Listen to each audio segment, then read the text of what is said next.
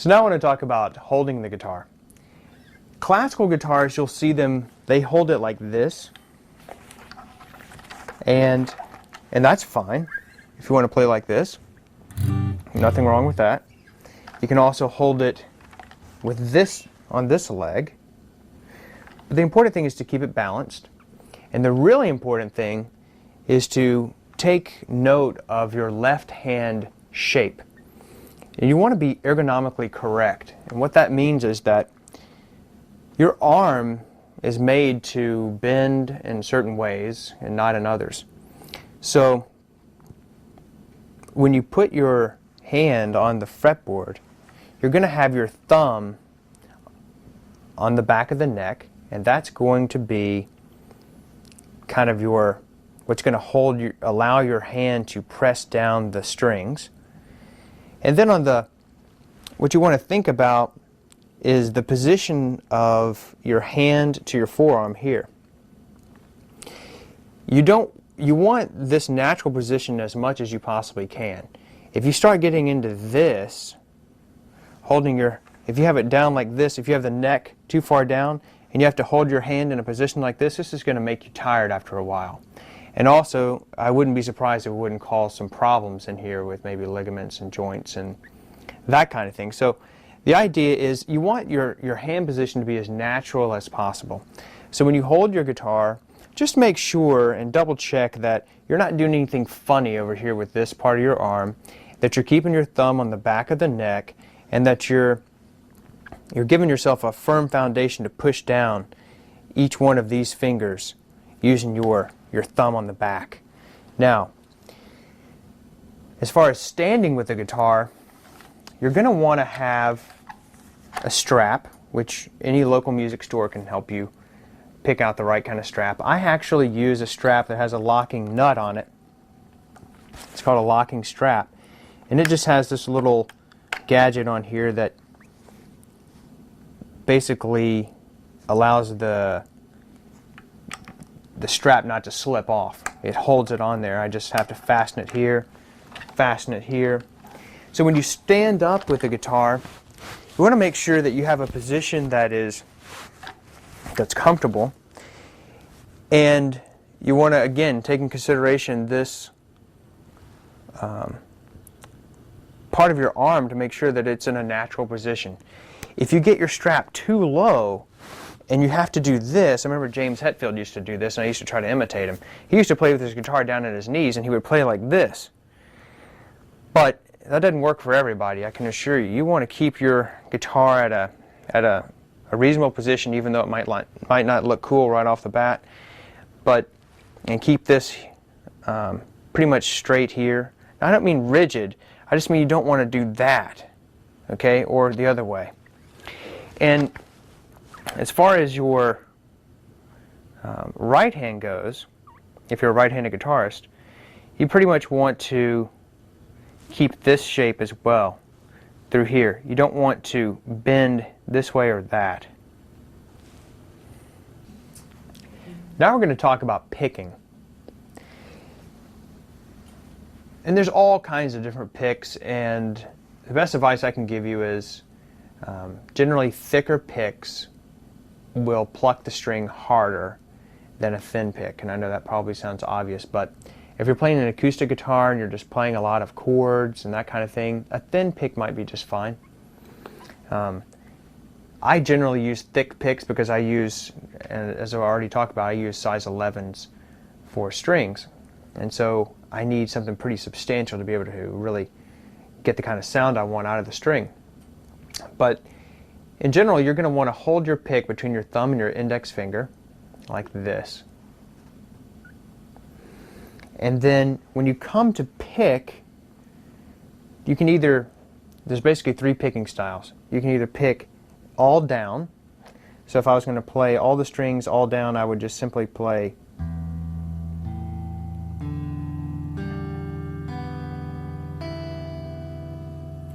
Or you can do them all up. So all up picking would just be like this.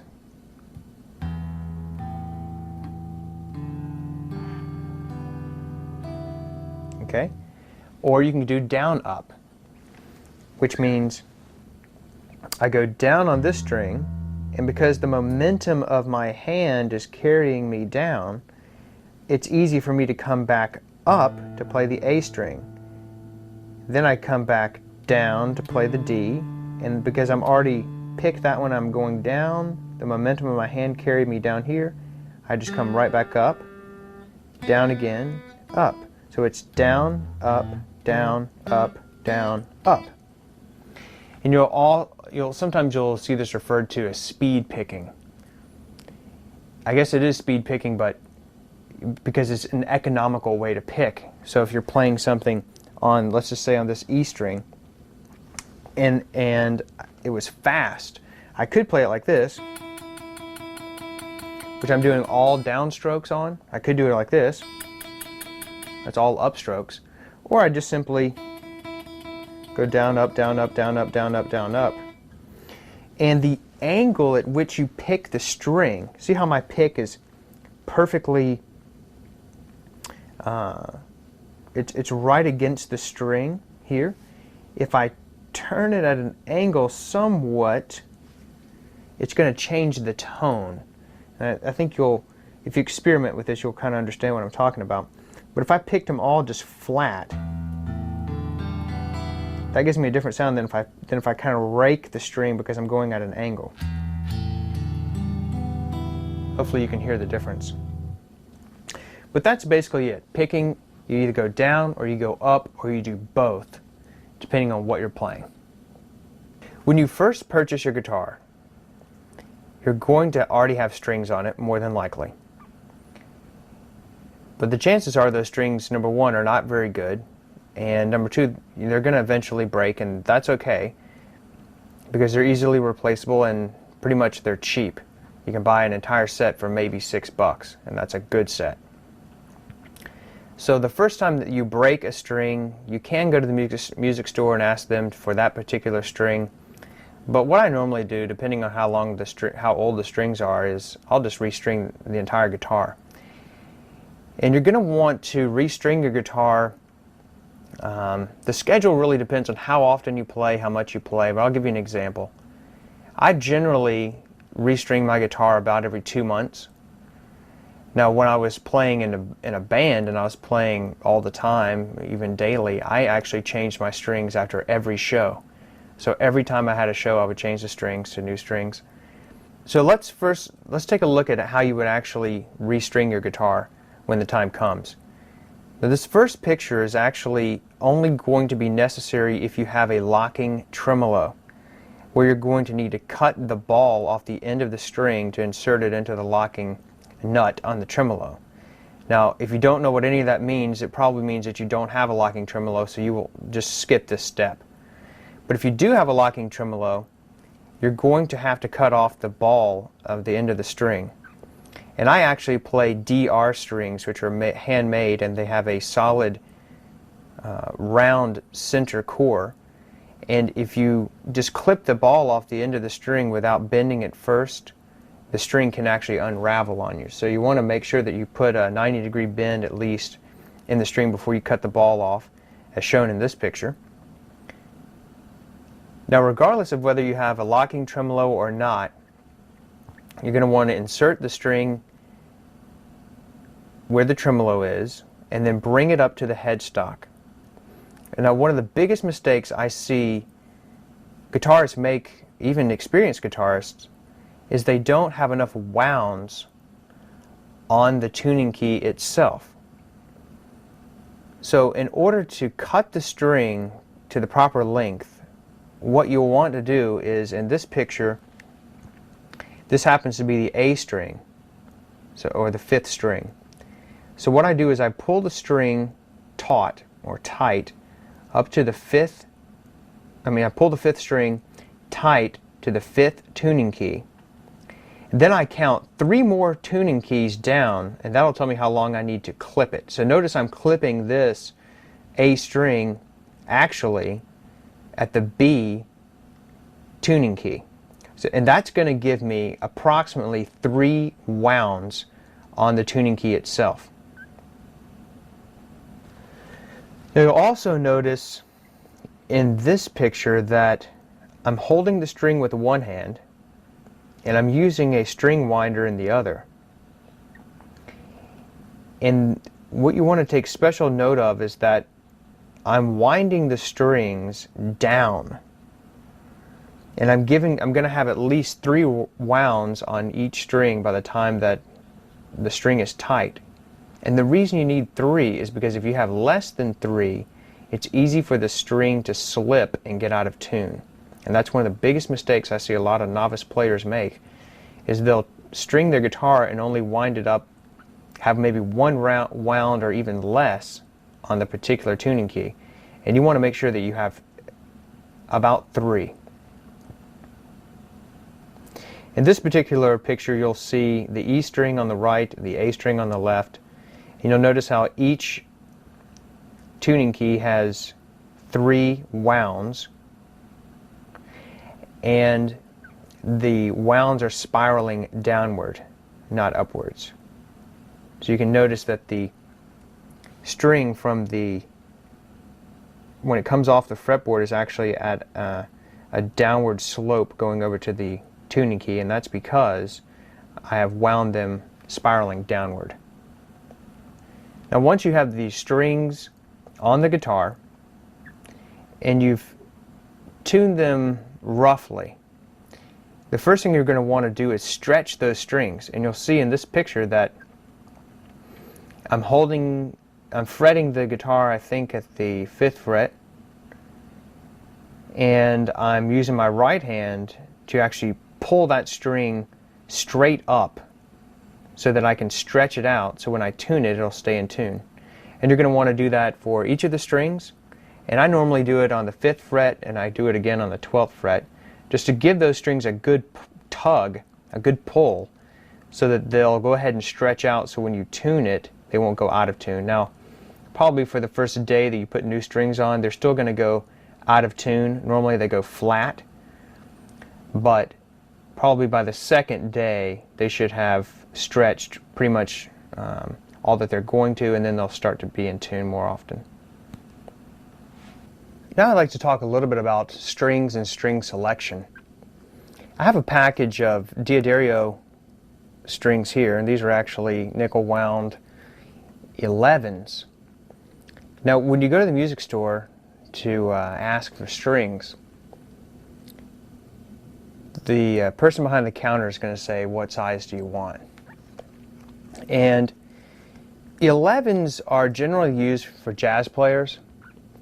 I use them because they're the biggest string you can pretty much buy. I think you can get 12s. I'm not 100% sure, but 11s are really on the heavy side, and I like that sound because it has more tone and a longer sustain. But when you're starting out, you really want to stick with about 9s or 10s, and what that means is it's the gauge of the E string, the small E string, this particular one right here, and it's actually it lets you know what gauge it is. So you're going to want to ask for strings that are probably 9s just to start out with, and those are very light. You can go with 8s, but they break very easily. But a lot of speed players will use those because they're so flexible and they're very light. So the point is, you just want to stick with probably 9s or 10s when you first start out, and once you've built up some real finger strength, you can move on up to 10s or 11s. But it's really a personal preference. But I just want to point out that so that when you get to the music store, you'll know what to ask for. So now let's talk about tuning your guitar. Tuning is essential, especially when you're playing with a group of musicians. So if you and a bass player are sitting on a Sunday afternoon playing together, you've got to be in tune.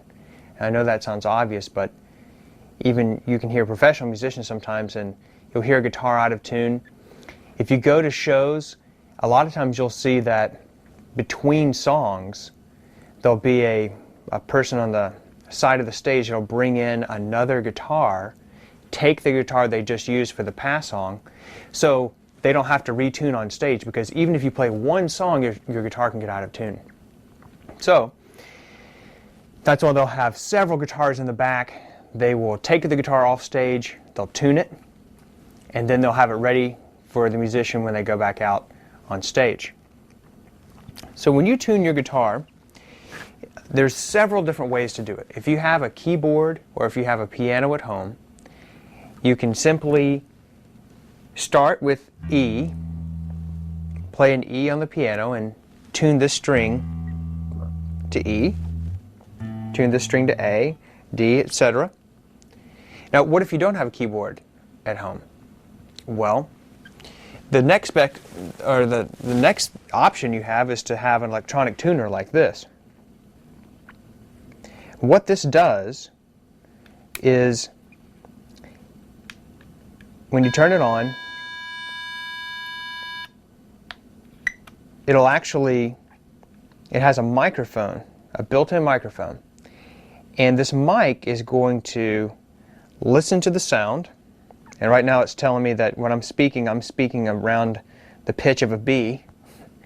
But the microphone will pick it up, and then depending on the tuner that you have, it'll have some lights on here that'll say, yes, this is in tune, or it's not. Now, and you can read the instructions on exactly on your particular tuner that you buy. This one I picked up at the music store for about 40 bucks. And it's actually a metronome and a tuner built into the same box. And it's really handy, so I don't have to keep up with two different devices. But you can get a separate metronome if you want. What you're going to want to do is, to tune your guitar, is to take your tuner and then set it. Normally it'll automatically recognize which string you're trying to play. But if you first put your strings on and you don't have a clue how taut they need to be even be in the pitch range, the proper pitch range, your tuning device may not be able to tell which string that you're trying to tune. So you may have to actually program in, I'm trying to tune the E string or the A string, and you'll have to read the directions on your particular tuner to know exactly what to do. But to give you an example of how this one works, I'm going to simply play the E string, and you'll notice when I play that, see these two green lights come on to let me know that yes, it is in tune. It's a little flat. You'll notice it comes into pitch right then.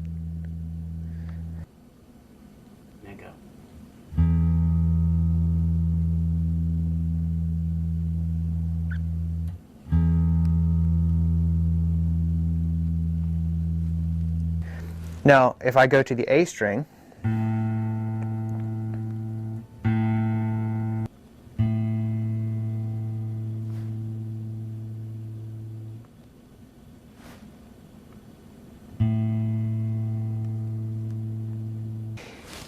now you can certainly, I could take this 1/4-inch jack right out of this amplifier over here and plug it into right here, and the reason they have that is because if you're playing on stage in a club somewhere and there's lots of noise, you're not going to be able to use the external microphone. You have to plug your guitar directly into here, and then you can tune it the same way. So I would highly recommend that you get a tuner and a metronome. You can get them in two separate ones, or you can have it in one box like this. Either one works fine. A metronome is simply a device that helps you keep tempo, to help you keep in rhythm. So on this particular metronome, you can set it to different beats per minute. Like right now I have it set to 120 BPM, beats per minute. So that means it's exactly twice, you'll get a beat every, 2 beats every second. And this one actually has the ability to make a different pitch on the downbeat. And we'll talk about all of what this means later, but for right now, a metronome is simply a device that helps you keep time. Now, the other thing you can do is, you don't have to have an electronic tuner, but you have to have at least one pitch, either from a keyboard or a tuner. And what you're going to have to do is, it's really best if you can memorize what an E sounds like, and that's going to take some ear training, but over time, if you hear this enough, you're eventually going to have an idea of where your E should be. And once you have that, you can tune the rest of the strings. And let me show you how to do that. You don't want to tune the string, you don't want to turn your tuning key down to reach the pitch. You always want to turn your tuning key with the note ascending, meaning going up to the correct pitch. And the reason is, when you turn the tuning key ascending, meaning you're making the string more taut, it's more likely to stay in tune than if you back it down, in other words, going descending down to the pitch. And I'll show you what I mean. If I'm going to tune this E string, here's what I don't do. If it's sharp, I don't turn it down till I reach the right pitch. I want to go below the pitch that I'm trying to reach and then bring it back up. So here's what I mean. Listen carefully.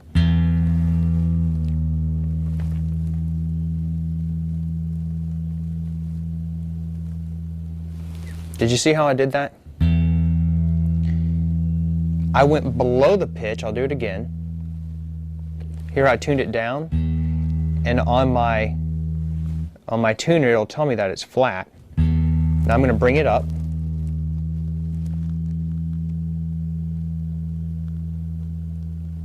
Till I hit that pitch. There it is. Okay? So you don't want to, if you're sharp, meaning you're above the pitch that you're trying to reach, you don't want to tune it down to that pitch. You always want to go below the desired pitch level and then tune it back up. Now, if you don't have a tuner, you can still tune your guitar, but you're going to have to find an instrument or a song or a keyboard or something that you can get at least one pitch off of.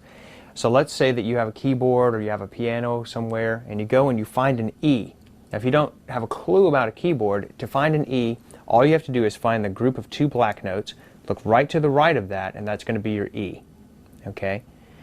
So once I find an E, either from another instrument, from a song that I know has a particular E in it, from another guitar that's already tuned, all I need is one string off of there to be tuned. And let's say I found that this is my E string and it's in tune. So how do I tune the 5th string, which is A? Well, I go to the 6th string on the 5th fret, and that's going to be an A. Okay? So now I play the 6th string on the 5th fret and the 5th string at the same time. And you hear how they sound out of tune. If I play them, I'm going to turn my tuning key until I hear that they're the same pitch.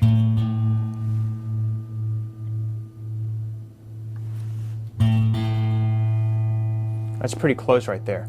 So what am I actually listening for when I'm tuning a guitar? I'm listening for the sound waves, and what I'm listening for is for them to come into unison, meaning the same note. So I'll give you an example of what I listen for when I'm tuning. Let's say that this A string was out of tune. If you listen carefully, you can hear kind of a wow, wow, wow, wow, wow, wow. That's what you listen for when you say, gee, that's out of tune. So what I'm going to do is bring those, and you'll notice as I bring the pitch closer to unison, those sound waves get longer and longer. So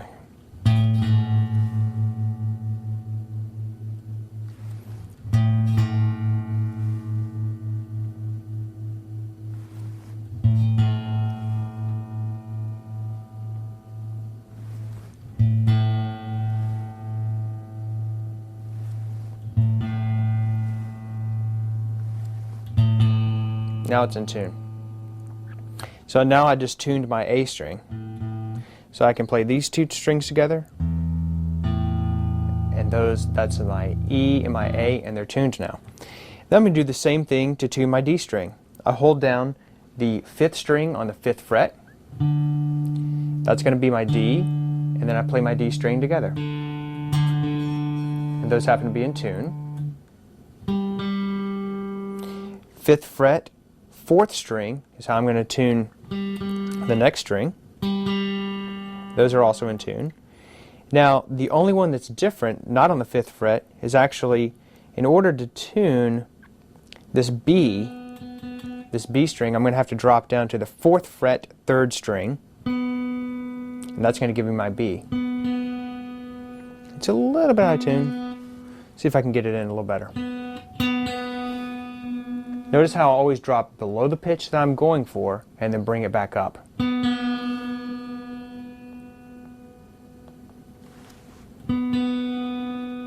It's pretty close. Now I go back to the 5th fret, 2nd string, and I'm going to tune my top string, or the E. And those are pretty close, but just for example, I'm going to drop below and bring it up.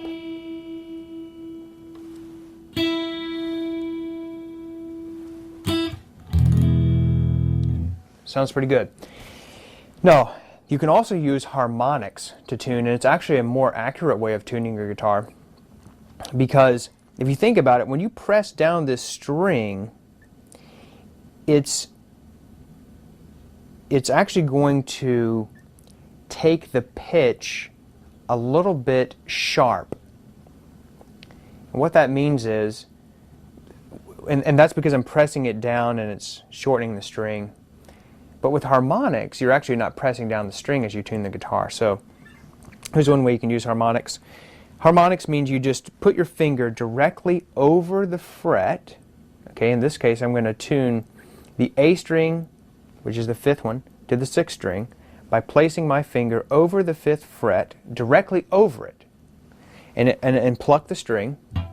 And you can hear that it makes a slight sound. It's called a harmonic. And then if I play the 5th string on the 7th fret, you'll notice that those are the same notes. So I'm picking up an A harmonic from the E string here, and I'm picking up an A harmonic from the 5th string on the 7th fret. You hear how those are in tune? You do the same thing, 5th and 7th. Okay. Turn my guitar up a little bit so you can hear this better.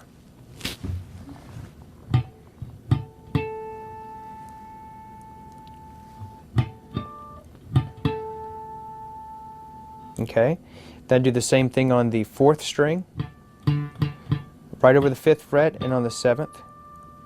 Okay, and tune those. Now when you get to your 2nd string, or your B string,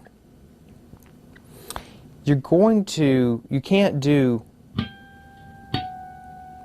see how those are different? So to tune the B string, you actually can't use harmonics for that particular string, so you'll have to drop back down to your standard tuning. So I'm holding down the 4th fret, 3rd string to get my B there. I tune that. Then I can go back to using harmonics for the 5th and 6th string.